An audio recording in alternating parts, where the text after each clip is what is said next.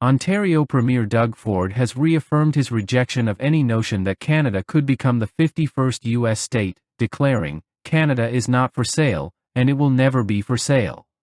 His comments come after White House Deputy Chief of Staff James Blair appeared to ridicule Ford's stance following a Washington meeting.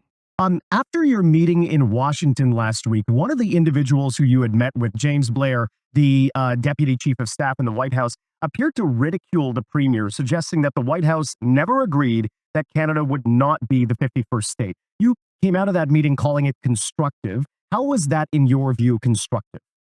Well, I'll tell you one thing. I think I've been pretty clear when I was down there and here. Canada will never, ever be the 51st state, and Canada is not for sale, and it will never be for sale.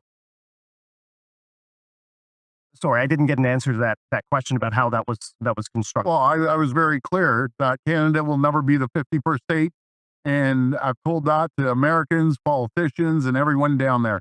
Okay. And I think they realize that. The controversy stems from President Donald Trump's earlier remarks suggesting Canada consider statehood, referring to Prime Minister Justin Trudeau as Governor Justin Trudeau of the great state of Canada.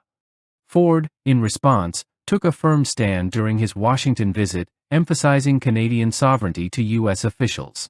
Pressed by reporters about how his discussions in Washington were constructive despite Blair's mocking tone, Ford doubled down, stating, "I was very clear that Canada will never be the 51st state, and I think they realize that."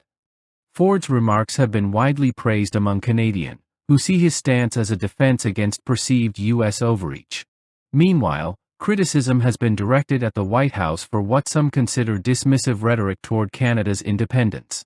The debate underscores ongoing tensions between the two nations, particularly amid trade disputes and shifting diplomatic relations.